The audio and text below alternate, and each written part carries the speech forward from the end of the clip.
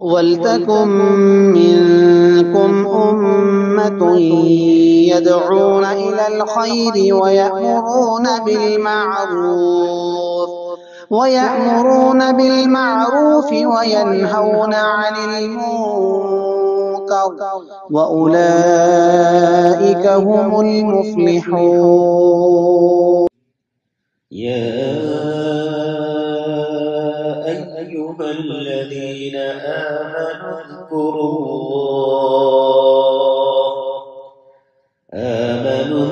الله ذكرا كثيرا وسبحوه بكرة وأصيلا. والصلاة والسلام على رسوله الكريم وعلى آله وصحبه أجمعين وأشهد أن لا إله إلا الله وأشهد أن محمدا عبده ورسوله. أوقات يستجاب فيها الدعاء،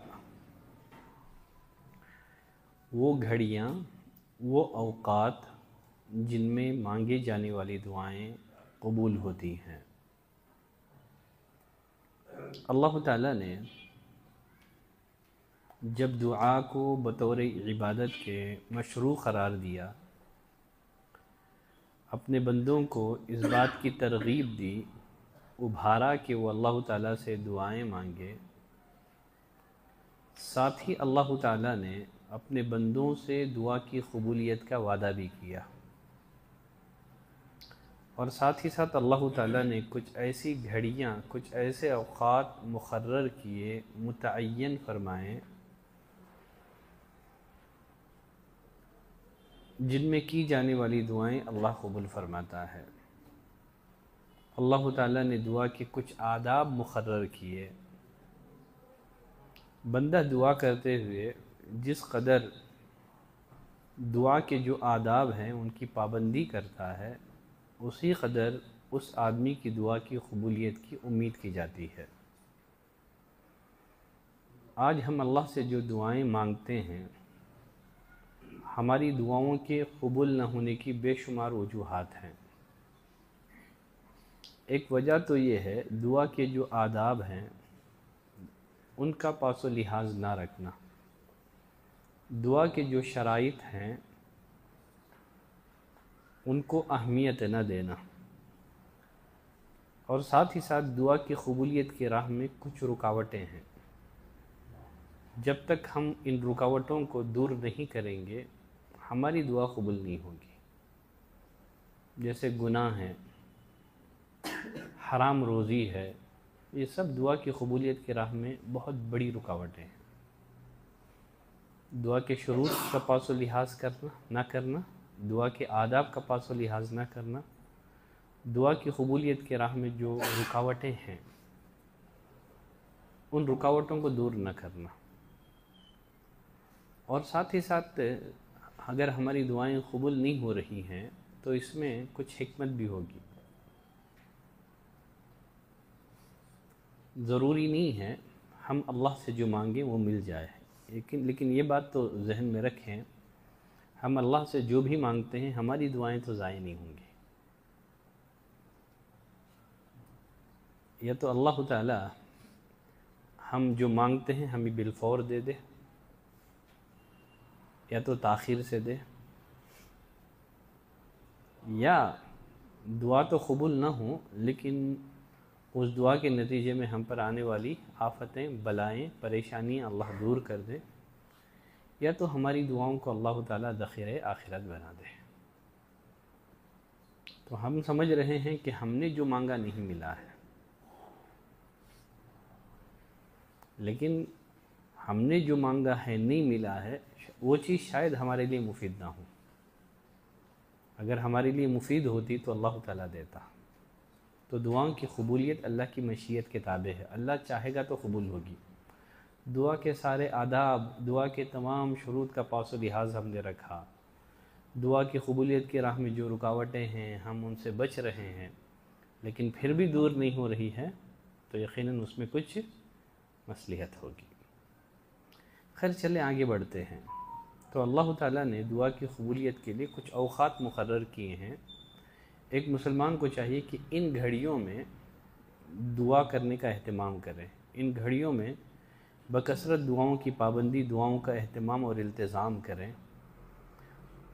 وہ اوقات جن میں مانگی جانے والی دعائیں اللہ تعالیٰ قبول فرماتا ہے، ان میں سے ایک وقت سحر دعا کرنا ہے۔ رات کے آخری پہر میں دعا کرنا ہے۔ اللہ تعالیٰ نے اہل ایمان کے اوصاف کا، عقل مندوں کے اوصاف کا تذکرہ کرتے ہوئے فرمایا والمستغفرین بالاسحار۔ اللہ کے نیکوکار بندے، عقل مند بندے، چالاک بندے وہ ہیں بوقت سحر کیا کرتے ہیں؟ استغفار کرتے ہیں۔ رات کے آخری پہر میں اٹھ کر کے اللہ تعالیٰ سے اپنے گناہوں کی بخشش اور معافی طلب کرتے ہیں۔ اسی طرح اللہ تعالیٰ نے فرمایا کانوا قلیلا من اللیل ما یہجعون۔ اللہ کے نیکوکار بندے وہ ہیں جو رات میں بہت کم سوتے ہیں، قلیلا من اللیل ما یہجعون وبالاسحار هم یستغفرون، اور بوقت سحر کیا کرتے ہیں؟ اٹھ کر کے اللہ سے اپنے گناہوں کی بخشش اور معافی طلب کرتے ہیں۔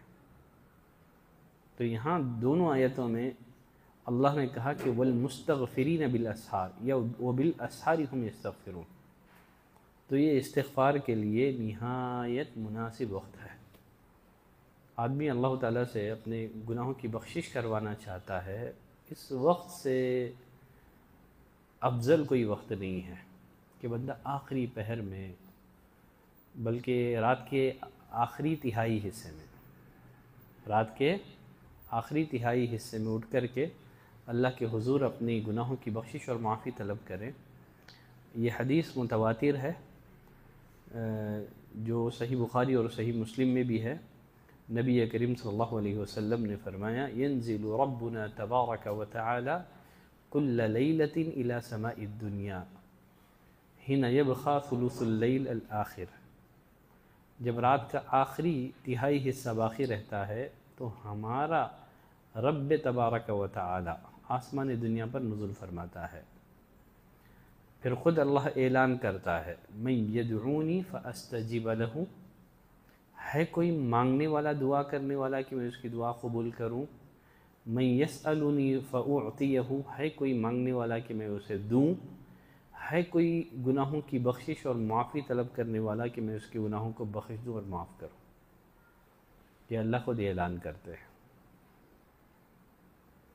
مؤذن کی ندا تو ہر کوئی سن لیتا ہے، مؤذن کی پکار ہر کوئی سن لیتا ہے، لیکن یہ جو پکار ہے نا صرف اہل توفیق کو سنائی دیتی ہے۔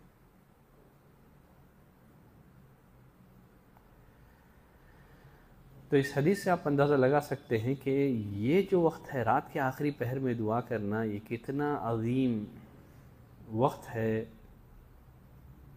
کہ اللہ تعالیٰ اس وقت آسمان دنیا پر نزول فرما کر کے اپنے بندوں کی طرف متوجہ ہوتے ہیں۔ اللہ کیسے نزول فرماتا ہے؟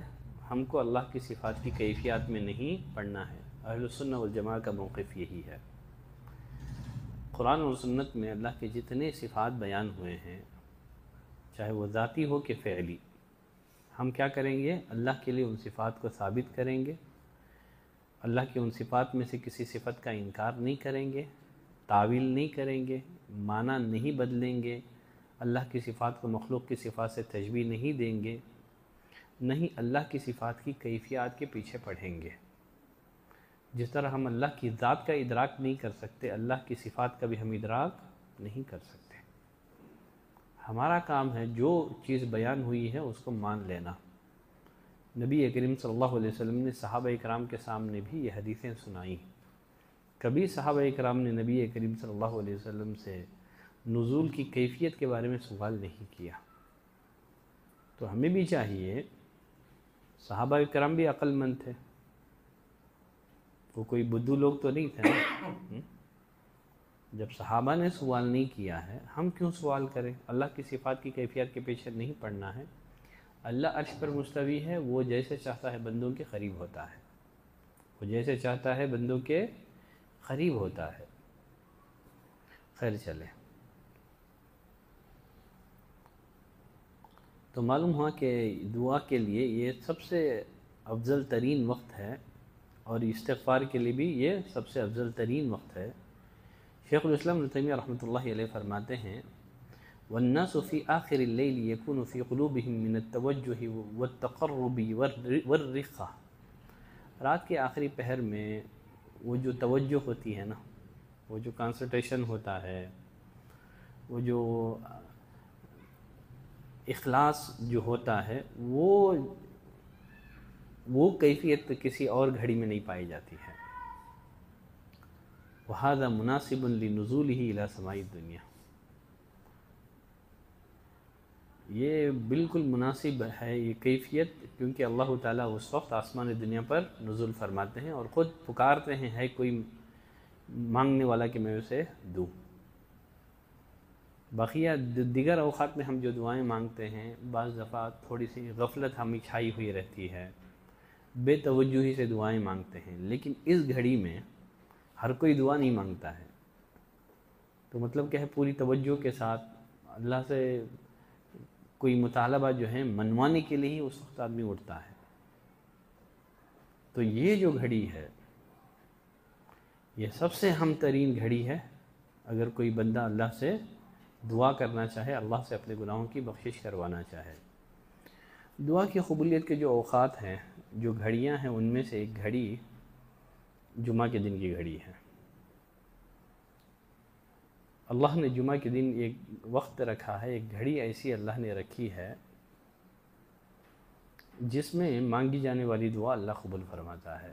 جیسے نبی کریم صلی اللہ علیہ وسلم نے جمعہ کا تذکرہ کرتے ہوئے فرمایا فیہ ساعۃ، جمعہ کے دن ایک گھڑی ہے لا یوافقها عبد مسلم قائم یصلی، اگر کوئی بندہ اس گھڑی میں نماز پڑھتا ہے، یسأل اللہ تعالی شیئا، اللہ سے کوئی چیز مانگتا ہے تو اللہ اسے وہ چیز عطا کر دیتا ہے۔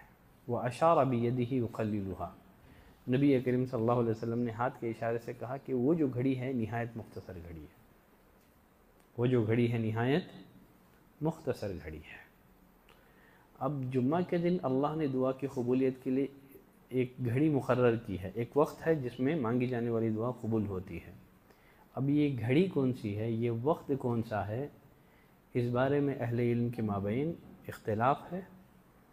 واختلف اہل العلم فی تعیین هذه الساعة على اقوال عدیدہ، اہل علم کے اس بارے میں بہت سارے اقوال ہیں، تقریباً 40 اقوال ہیں۔ جمعہ کے دن وہ گھڑی کون سی ہے جن میں مانگی جانے والی دعا قبول ہوتی ہے، اس بارے میں کتنے قول ہیں علماء کے؟ 40 قول ہیں، لیکن ان میں دلیل کے سب سے زیادہ قریب اور سب سے زیادہ مضبوط 2 قول ہیں۔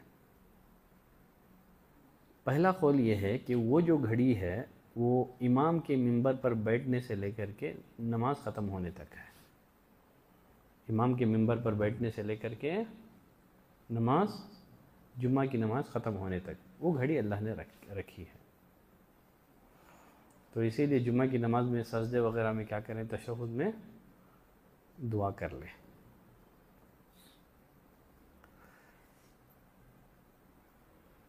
وحجت هذا القول، یہ جو قول ہے اس کی دلیل ابو بردہ بن ابی موسیٰ الاشعری رضی اللہ تعالیٰ عنہ کی روایت ہے، ان عبداللہ بن عمر قال له، عبداللہ بن عمر نے ابو بردہ بن ابی موسیٰ الاشعری سے کہا تھا، اسمعت اباک یحدث عن رسول اللہ صلی اللہ علیہ وسلم فی شأن ساعۃ الجمعۃ شیئا، کیا تم نے اپنے باپ کو جمعہ کے مقام مرتبہ اس کی فضیلت کے بارے میں کوئی حدیث بیان کرتے ہوئے تم نے سنی ہے کیا؟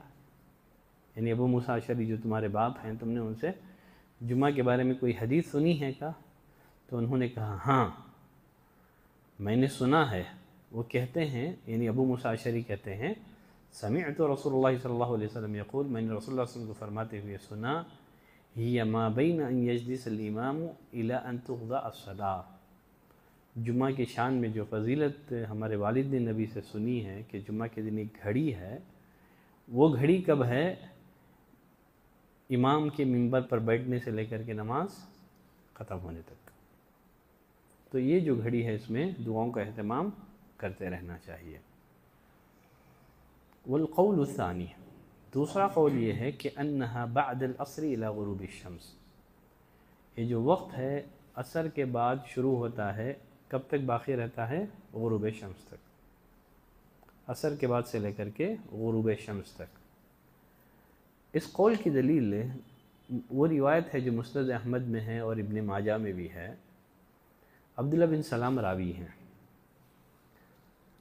وہ کہتے ہیں قلت ورسول اللہ صلی اللہ علیہ وسلم جالس، میں نے رسول اللہ صلی اللہ علیہ وسلم سے کہا، آپ بیٹھے ہوئے تھے، کہا انا لنجد فی کتاب اللہ فی یوم الجمعۃ ساعۃ لا یوافقها عبد مؤمن یصلی یسأل اللہ عز وجل شیئا الا قضى اللہ له حاجته۔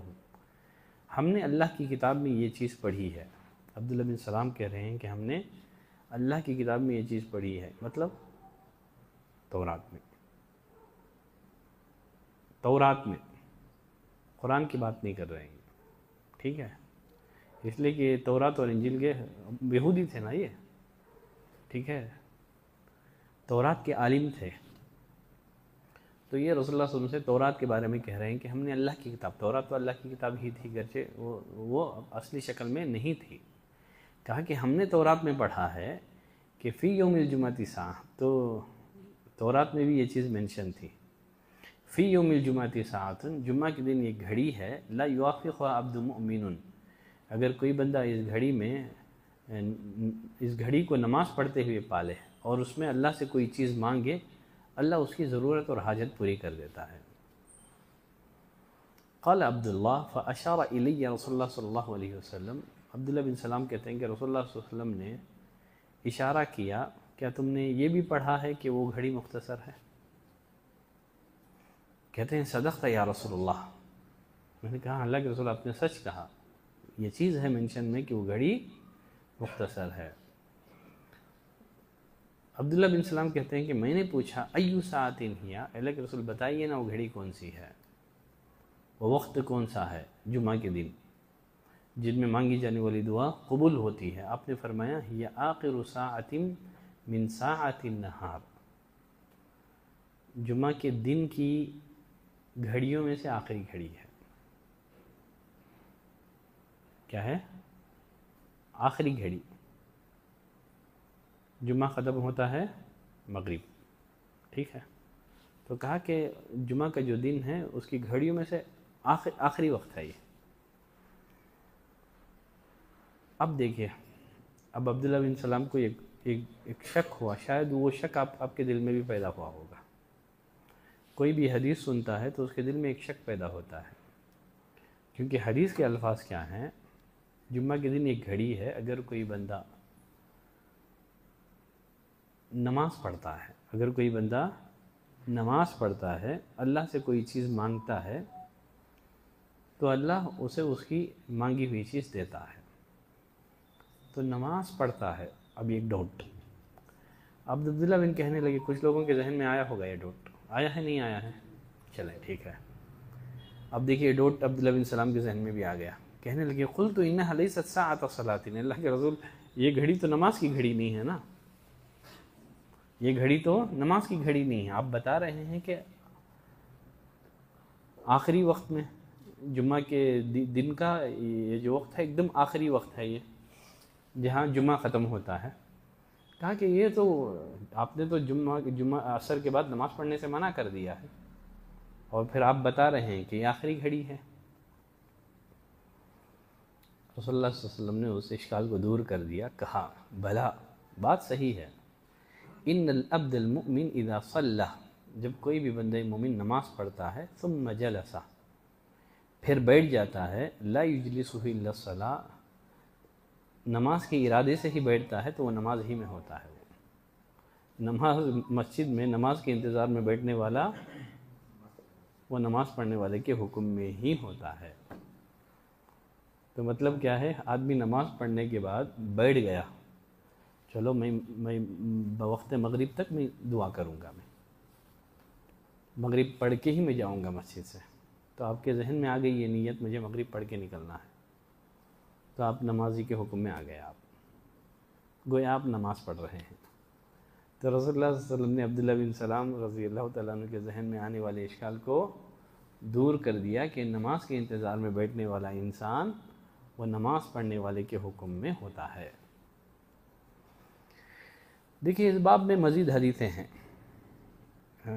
علامہ ابن حجر اسقلانی فرماتے ہیں کہ وہ بہت سارے اقوال ذکر کرنے کے بعد لکھتے ہیں ولا شک ان ارجح الاقوال، اس میں کوئی شک نہیں ہے کہ سب سے راجح ترین قول یہی ابو موسیٰ اور عبداللہ بن سلام کی حدیث ہے، یعنی وہ عصر کے بعد ہے۔ ورجح ابن القیم، علامہ ابن القیم رحمۃ اللہ علیہ نے اپنی کتاب زاد المعاد میں اس دوسرے قول ہی کو زیادہ راجح بتایا ہے، وَأَنَّهَا بَعْدَ صَلَاةِ الْعَصْرِ، کہ وہ جو قول ہے، وہ جو وقت ہے وہ کب ہے، وہ عصر کے بعد کا وقت ہے۔ اور انہوں نے عبداللہ بن سلام کی یہی جو حدیث ہے جو آپ نے سنی اس حدیث سے استدلال کیا ہے، اور دوسری روایتوں سے بھی استدلال کر کے انہوں نے اس بات کو راجح قرار دیا ہے کہ وہ گھڑی عصر کے بعد ہے، مغرب سے پہلے تک کی گھڑی ہے۔ مزید اور کچھ اقوال اور کچھ گھڑیاں انہوں نے ذکر کی ہیں، اور کچھ گھڑیاں ہیں اور کچھ اوقات ہیں جن میں مانگی جانے والی دعائیں اللہ قبول فرماتا ہے۔ انشاءاللہ اگلی کلاس میں ہم یہ ٹاپک کمپلیٹ کرتے ہیں۔ صلی اللہ علی نبینا محمد وعلی آلہ وصحبہ وسلم تسلیما کثیرا۔ سبحانک اللہم وبحمدک، اشہد ان لا الہ الا انت، استغفرک واتوب الیک۔